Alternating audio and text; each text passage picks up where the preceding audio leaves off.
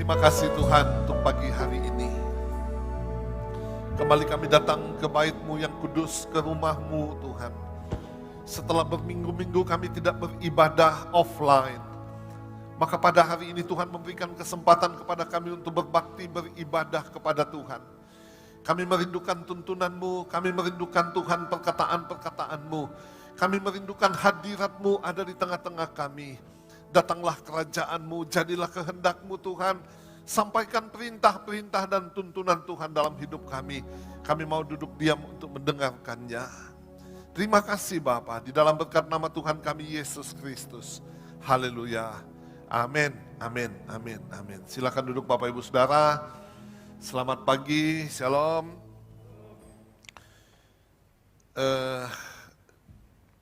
Benar-benar kita hidup di satu musim yang aneh.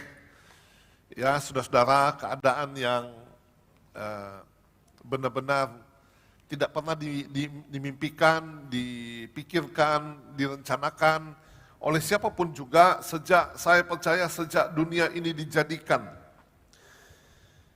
Saya sendiri mencatat beberapa rekor, saudara-saudara, untuk pandemi yang kita alami ini. Yang pertama adalah gereja tertutup sejak tanggal 22 Maret. Ya, ibadah terakhir yang kita lakukan di tempat ini 22 Maret. Dan saudara, sejak itu baru hari inilah kita punya kesempatan untuk bertatap muka. Sekalipun sebenarnya keadaan di luar sana sangat tidak baik. Nah, lalu kemudian rekor saya adalah inilah pertama kalinya saya berkhotbah non-stop di gereja lokal. Ya, itu selama kalau tidak salah 16 minggu.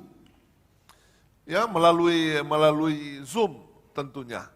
Ya, dan saya mau katakan kepada saudara, khotbah di depan kamera itu rasanya 10 kali lebih berat daripada live seperti ini. Ya, karena kita harus menjaga apa ya orang bilang, menjaga semangat di depan satu alat itu, saudara ya. Dan tidak ada orang sama sekali di sana kecuali Billy yang syuting. Berat sekali, saudara, khotbah di depan kamera. Apalagi kalau kita zoom, ya, dan saya khotbah dan yang muncul di layar itu jadi saya seperti berkhotbah ke komputer ini, tidak ada orangnya, karena yang muncul di situ adalah PowerPoint. Belum lagi kalau khotbah di Zoom dan kebetulan yang kalau tidak pakai PowerPoint dan ada orang di situ yang sambil makan. Oke, dia bersum sambil makan. Ada yang angkat kaki, yang kelihatan kakinya. Ada yang macam-macam. Kadang-kadang aneh sekali kita ini. Dan hari ini kita ada di sini dengan wajah yang aneh. Coba lihat kiri kanan saudara, aneh enggak wajahnya? Amat sangat aneh. Rasanya hari ini hanya saya yang normal di gereja ini. Ya, oh ada oma di atas, ada oma di atas ya. Bapak Ibu, mari kita siapkan hati kita akan membaca tema kita pada hari ini adalah, mana PowerPoint-nya? Yaitu tentang kerajaan Allah. Ya. Kerajaan Allah. Mari kita baca saudara-saudara Daniel pasal 6 ayat yang ke-27, 1, 2, 3. Bersama ini kuberikan perintah bahwa di seluruh kerajaan yang kukuasai, orang harus takut dan gentar kepada Allahnya Daniel. Sebab dialah Allah yang hidup, yang kekal untuk selama-lamanya. Pemerintahannya tidak akan binasa dan kekuasaannya tidak akan berakhir. Dia melepaskan dan menolong dan mengadakan tanda dan mujizat di langit dan di bumi. Dia yang telah melepaskan Daniel dari cengkeraman singa-singa. Bapak Ibu, kalau kita membaca ayat ini, kita akan belajar tentang adanya dua kerajaan. Yang pertama adalah My Kingdom atau Babilonia, rajanya adalah Darius. Yang kedua adalah His Kingdom, yang berkuasa di sana adalah Tuhan, ya, Tuhan kita. kingdom dan his kingdom. Coba kita lihat ini. Kerajaan dunia ini, saudara-saudara, ada ciri-cirinya. Ciri-ciri yang pertama adalah iri hati. Iri hati. Ya, yaitu tidak pernah merasa nyaman melihat keberhasilan orang lain, pencapaian orang lain. Banyak sudah temukan di mana-mana ini, ya, di dunia ini. Baik itu di rumah, baik itu di kantor, di mana saja saudara berada. Ya saudara, kita akan melihat apakah itu orang atau kita sendiri.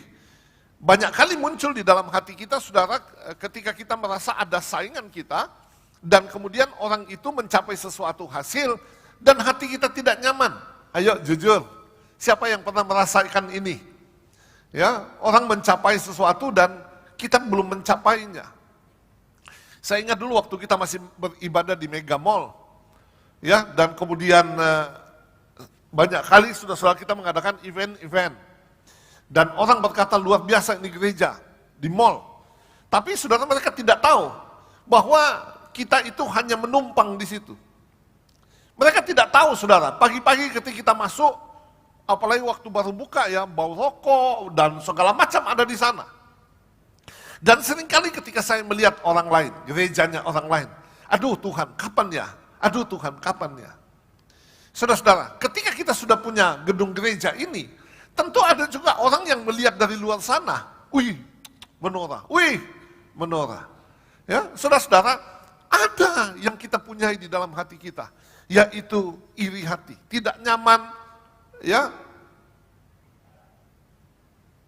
Oh, inilah, ya. Coba lihat ini.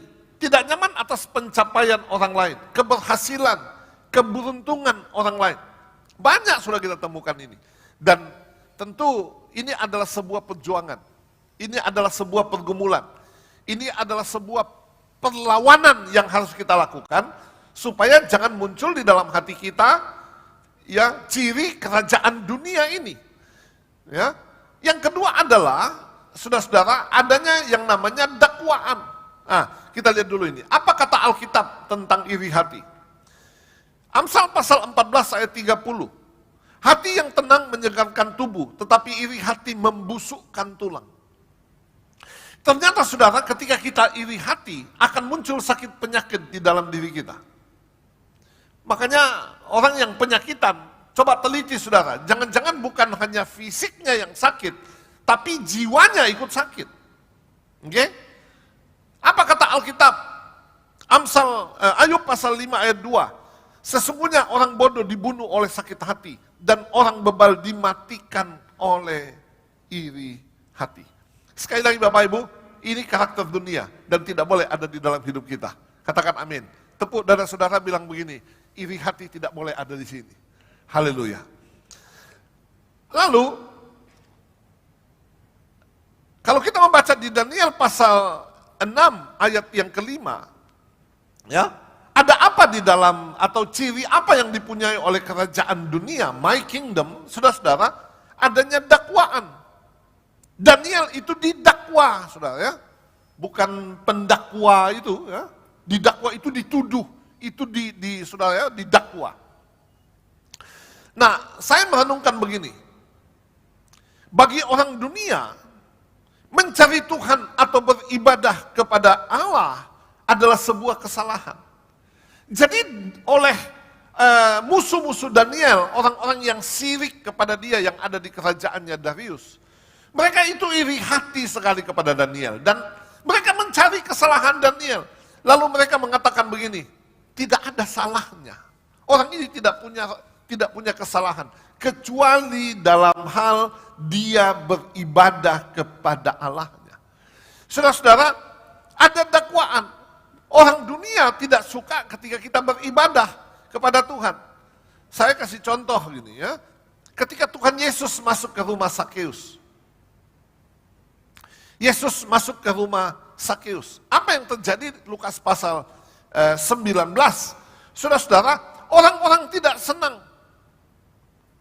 Masuknya Tuhan Yesus ke rumah Sakeus ini dianggap sebagai sebuah kekeliruan.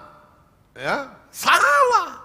Masa dia adalah nabi, dia masuk ke rumahnya orang berdosa? Ya, dianggap sebuah kesalahan. Mereka mendakwa Sakeus supaya Sakeus itu, saudara, tidak boleh selamat. Karena orang berdosa, dia adalah orang berdosa dan tidak boleh diselamatkan.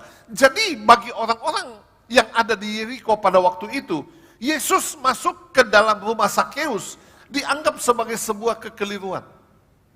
Saya tidak tahu bagaimana dengan saudara, ya, tetapi saya ingat waktu baru bertobat tahun 92. Ketika kami baru bertobat, saudara-saudara, dan kemudian ketika kami mulai buat KKR dan selanjutnya kami didakwa. Banyak sekali orang yang mengatakan kami adalah orang yang sudah tersesat. Ya, apalagi kalau sudah masuk ke dalam doktrin, ya, soal baptisan air, bahasa roh, ya, saudara-saudara, dan kemudian kami dituduh sebagai orang-orang yang keliru, orang-orang yang sesat. Bapak Ibu, ketika engkau beribadah kepada Tuhan, maka dunia ini menganggap itu sebagai sebuah kesalahan. Ya.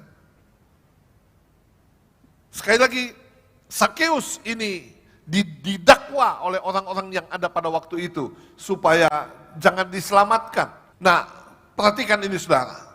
Adakah hari-hari ini kita saling mendakwa satu dengan yang lain? Ya, apakah hari-hari ini ada tuduhan-tuduhan yang kita lemparkan satu dengan yang lain? Mungkin ada kesalahan-kesalahan pada masa yang lalu, kegagalan-kegagalan yang pernah kita alami pada masa yang lalu, keputusan-keputusan keliru yang kita ambil, ya, gara-gara ngana kok begini, ya, kamu dulu itu salah, kamu itu begini, akibatnya begini, dan itu terus diulang. Sedangkan sedang Tuhan, adakah hari ini kita saling mendakwa satu dengan yang lain? Kekeliruan-kekeliruan, kesalahan-kesalahan, kegagalan-kegagalan pada masa yang lalu, itu terus diulang. Saudara-saudara, kalau kita melakukan ini, kita adalah orang-orang yang hidup di dalam my kingdom, kerajaan dunia ini. Kita bukan orang-orang yang hidup di dalam kerajaan Allah. Nah, lalu yang ketiga, saudara, ada apa di dalam kerajaan dunia ini? Ya, adanya namanya trik. Ya, trik, akal-akalan, tricky, akal-akalan. Ya, seringkali saudara, dunia ini penuh dengan akal-akalan, mencari untung dari orang lain. Apa yang terjadi saudara dengan musuh-musuhnya Daniel ini? Mereka mengajukan atau mengusulkan usulan kepada raja untuk menjatuhkan Daniel. Daniel pasal 6 ayat yang ke-8. Ya. Daniel pasal 6 ayat yang ke-8. Semua pejabat tinggi kerajaan ini, semua penguasa dan wakil raja, dan para menteri dan bupati telah mufakat, supaya dikeluarkan kiranya suatu penetapan raja, dan ditetapkan suatu larangan, agar barang siapa yang dalam 30 hari menyampaikan permohonan kepada salah satu dewa atau manusia, kecuali kepada tuanku, ya raja, maka ia akan dilemparkan ke dalam gua singa. Saudara-saudara, Raja Darius ketika didatangi oleh orang-orangnya dan menyampaikan usulan ini, wow, dia bilang ini usulan yang benar. Ya, Raja Darius tidak pernah menyangka bahwa ini adalah sebuah trik untuk menjatuhkan, yaitu Daniel. Ya, pelajaran yang kita punyai, saudara, waspadalah, dunia syarat dengan trik. Dunia ini syarat dengan trik. Makanya banyak orang berkata, apa triknya ya sampai bisa sukses? Kan seringkali kita dengar begitu. Saya sering dengar itu, apa kiat-kiat? Wah, kiat-kiat, saudara. Saya mau katakan kepada saudara, kalau kita bicara kiat-kiat, kita bicara trik. Orang bilang, apa kiat-kiat bisa membangun gereja di kawasan Megamas? Saudara, kalau saya menjawab ini, maka saya menomorduakan Tuhan. Di dalam kehidupan kita, saudara, tidak ada kiat-kiat, tidak ada trik. Di dalam kehidupan kita adalah adanya otoritas Tuhan. Katakan amin. Tuhanlah yang memberikan kepada kita hikmat bagaimana kita bisa berusaha. Jangan pernah engkau mengangkat dadamu dan mengatakan, oh saya sukses karena saya. Jangan saudara, itu duniawi. Oke, itu duniawi. Bebaskan diri dari tipu daya. Ya, dari tipu daya yang tujuannya merusak. Bagaimana kita mencapai sebuah hasil? Ya, memanfaatkan kebodohan orang lain. Itu tipu daya. Bagaimana kita mencapai tujuan dengan memanfaatkan orang lain? Memanfaatkan kekurangan orang lain, kebodohan orang lain. Seperti Yakub, saudara ya, dia menipu kakaknya, dia menipu ayahnya, ya, untuk bisa mencapai berkat, mendapatkan berkat hak kesulungan itu. Bapak Ibu, bebaskan diri dari tipu daya yang tujuannya adalah merusak. Minta pengurapan supaya kita bisa luput. Supaya kita bertahan. Minta pengurapan Tuhan, tuntunan Tuhan, hikmat Tuhan. Ya, kasih karunia Tuhan itu mintalah saudara-saudara supaya kita bisa lolos, kita bisa luput dari tipuan-tipuan dunia ini. Yang keempat, saudara, tentang kerajaan dunia ini. Produknya adalah malapetaka. Malapetaka. Dan saya mau katakan kepada saudara, seringkali seolah-olah tujuan musuh dalam hidup kita tercapai. Ya, Daniel dilemparkan ke dalam gua singa. Waduh, saudara, ketika Daniel itu ditangkap, itu musuh-musuhnya bersorak-sorai. Ketika Daniel dimasukkan ke dalam gua singa, mereka pesta di rumahnya. Mereka berkata, orang Ibrani itu sudah dikalahkan, orang Israel itu sudah dikalahkan, kitalah yang menjadi pemenang. Saudara, seringkali seolah-olah ya tujuan daripada musuh itu tercapai di dalam kehidupan kita. Kalau kita kembali ke apa yang kita hadapi hari ini, saudara-saudara, yaitu COVID-19. Coronavirus disease 19. Kenapa saudara 19? Karena ditemukan pada bulan November tahun 2019 dan diumumkan namanya oleh WHO pada tanggal 31 Desember tahun 2019 dan diberikanlah nama COVID-19. Waktu itu kita kenal namanya corona, ya, corona. Lalu kemudian dijadikan coronavirus disease 19. Apa yang dihasilkan atau produk daripada coronavirus? Saudara, kita mau sepakat bahwa virus ini datang dari kuasa kegelapan, datang dari musuh maksud saya. Oke, coronavirus ini adalah produk setan, produk kerajaan setan. Oke, nah apa produknya? Paranoid, paranoid problem. Yaitu ketakutan, saudara ya, penyakit kejiwaan. Ini hasil daripada COVID-19. Berapa banyak orang yang sakit jiwa hari-hari ini, yang bermasalah dengan dengan pikirannya, dengan mainnya, ya, sehingga saudara melakukan tindakan-tindakan yang over. Saya ketemu satu orang jalan pagi di bawah, biasa saudara ketemu teman-teman jalan pagi. Tapi dia pakai seperti astronot. Tattoo itu semua pokoknya. Aduh, saya bilang, ini orang mau mati pengap di dalam. Tutup semua, sudah pakai apa, kerudung seperti apa, pakai, ya, waduh. Sudah kok jalan pagi kalau tako. Ada lagi orang yang tidak pernah mau keluar rumah. Jangankan keluar ke halamannya saja tidak berani. Ya, Aris cerita ada satu orang, dia kalau ketemu orang dia lari, well, ketemu orang dia lari, saking takutnya, ya, paranoid yang berlebih-lebihan. Nah, produknya yang kedua adalah ekonomi problem. Ya, begitu banyak perusahaan-perusahaan yang ditutup. Saya tidak tahu harga dolar hari ini, kurs dolar hari ini berapa. Ya, saudara-saudara, begitu banyak masalah-masalah yang ditinggalkan oleh corona ini. Ya, yang memang yang menjadi persoalan sekarang adalah orang-orang yang income-nya harian. Orang-orang yang sedang mencicil sesuatu dan kemudian pendapatannya hilang atau berkurang. Ini persoalan. Orang-orang yang baru mau memulai usaha, misalnya mau buka rumah makan, ambil uang bank, lalu kemudian mau memulai usaha, langsung usahanya tidak bisa berjalan. Ini persoalan. Begitu banyak masalah-masalah ekonomi yang dihantam, ya, diluluh lantahkan oleh COVID-19 ini. Apalagi saudara, ya, karakter problem, ya, persoalan karakter. Berapa banyak orang-orang yang hari-hari ini saudara karakternya bermasalah, jadi malas, bangunnya jam 9,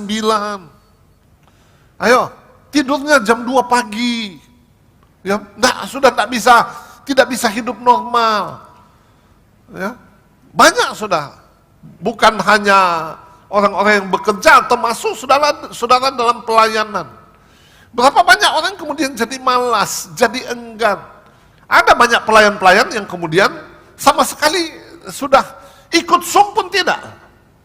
Ada saya tanya, kenapa kamu tidak ikut Zoom? Katanya, wah nanti data kita diambil. Ya ampun, saudara, jadi fight untuk menemukan berkat secara rohani itu kemudian menjadi hilang. Ini belum ada pisau di sini, saudara, ya? Belum. Ini baru masalah data, pulsa, kuota, yang tidak mau mengeluarkan kuota gara-gara katanya ikut ibadah online itu mahal, dan selanjutnya. Ya, karakter problem. Apalagi saudara, masalah di dalam keluarga, family problem. Terjadi yang namanya KDRT, ya, kekerasan dalam rumah tangga. Bukan hanya suami pukul istri, istri pukul suami ada. Seperti itu. Ya, dan persoalan ini akan terus muncul. Ini produk daripada kerajaan dunia ini. Sekarang coba kita lihat His kingdom, ya, kerajaan Allah. Ciri-cirinya saudara, Roh Kuduslah yang berdaulat. Daniel pasal 6 ayat yang keempat dikatakan Daniel mempunyai roh yang luar biasa, excellent spirit, ya, roh yang luar biasa. Roh Kuduslah, saudara-saudara, yang berdaulat di dalam kerajaan Allah.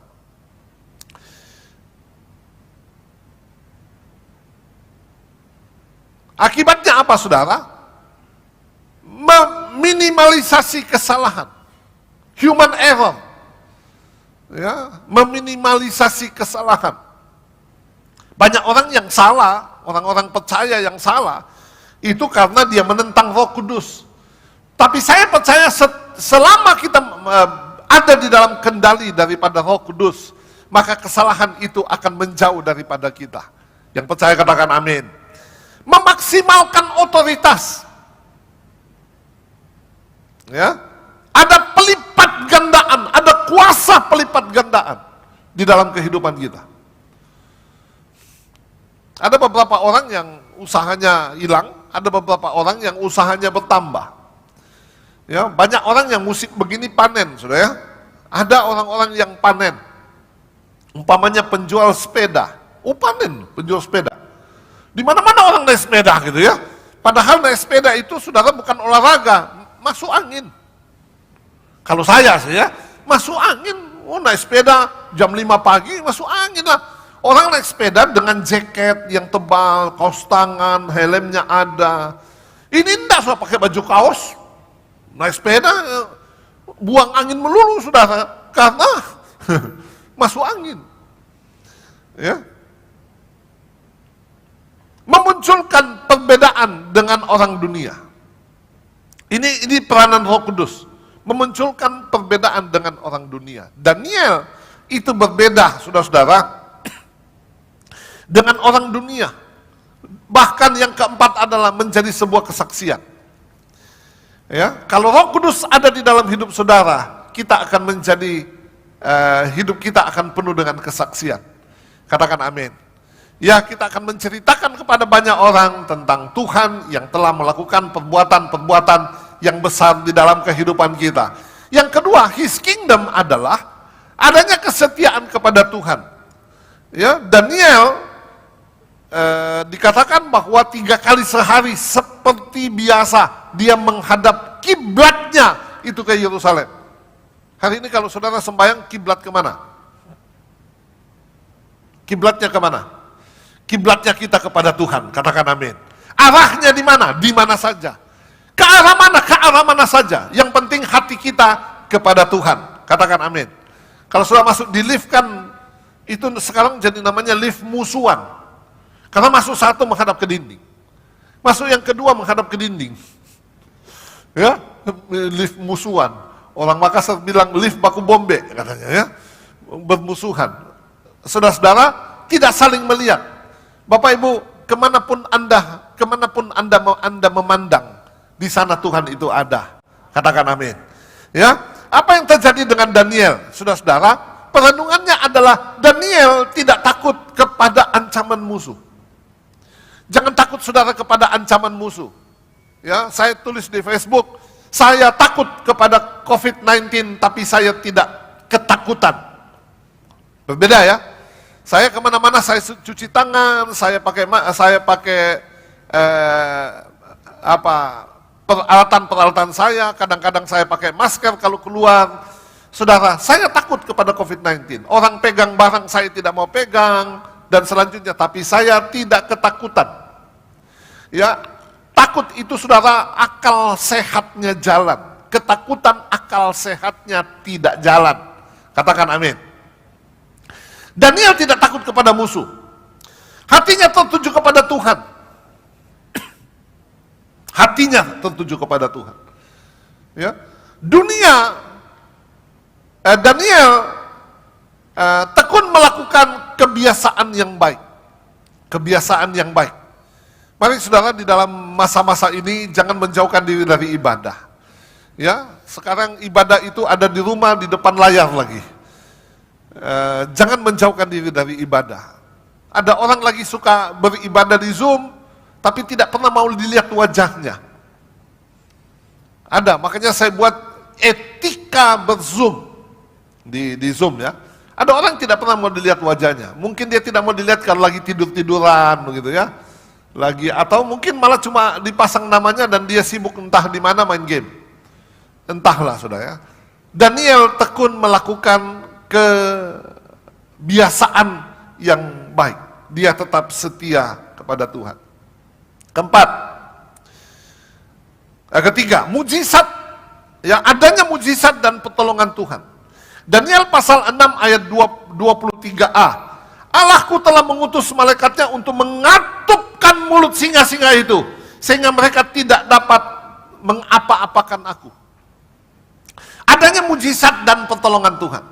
Saya percaya saudara-saudara, bersama Tuhan, ya, bersama Tuhan, kita akan melihat banyak mujizat.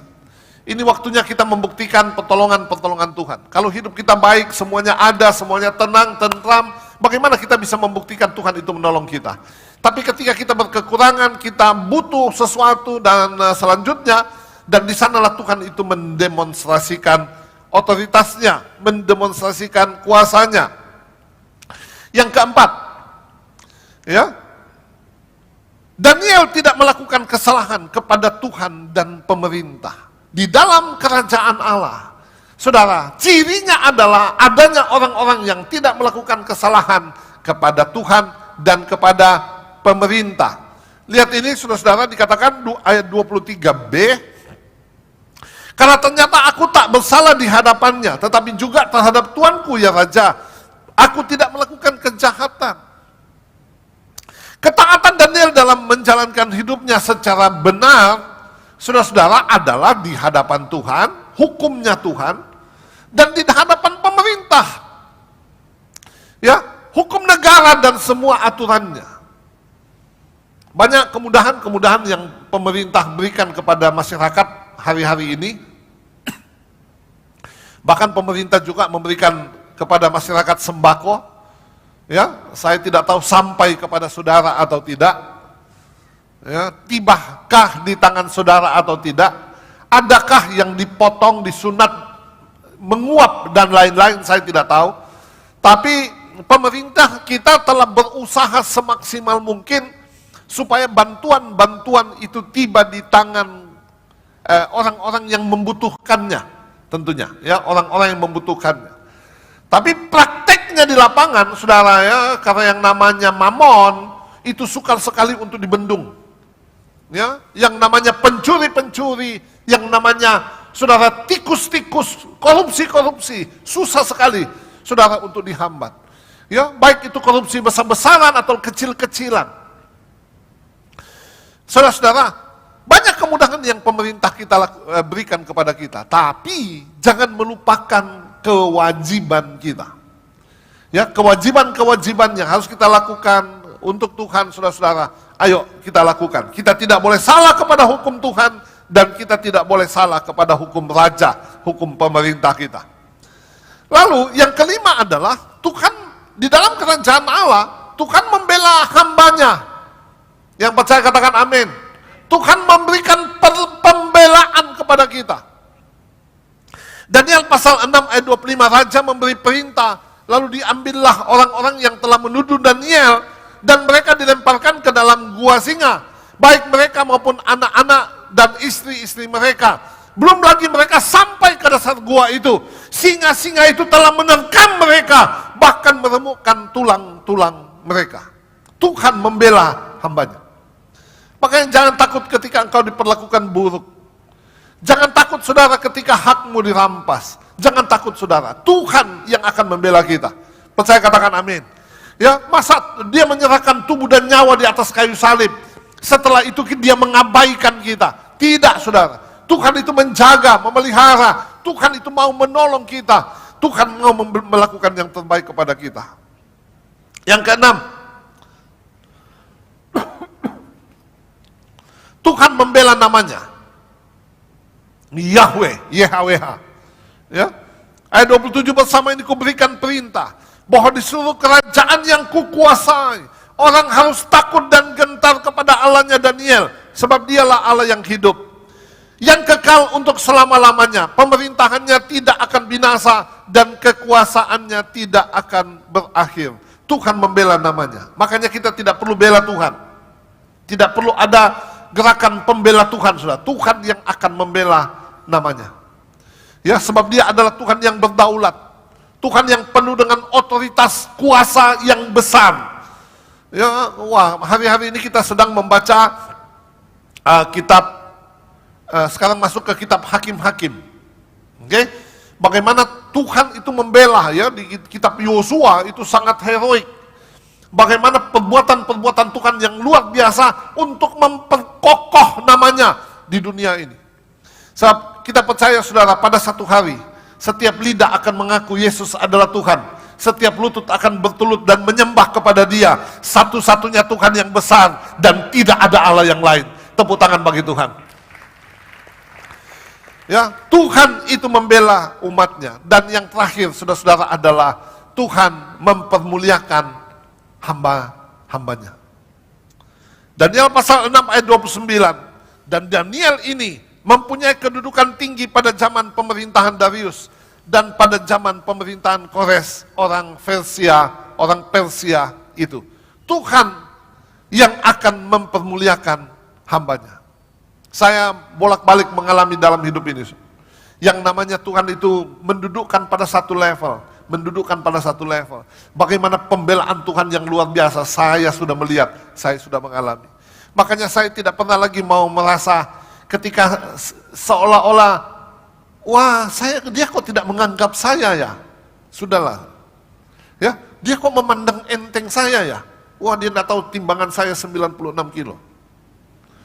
Saudara, jangan pernah membela dirimu, oke? Ya, sebab Tuhanlah yang akan mempermuliakan kita. Kalau Tuhan yang membela kita, saudara-saudara, terjadi perkara-perkara aneh, hal-hal yang tidak masuk di akal.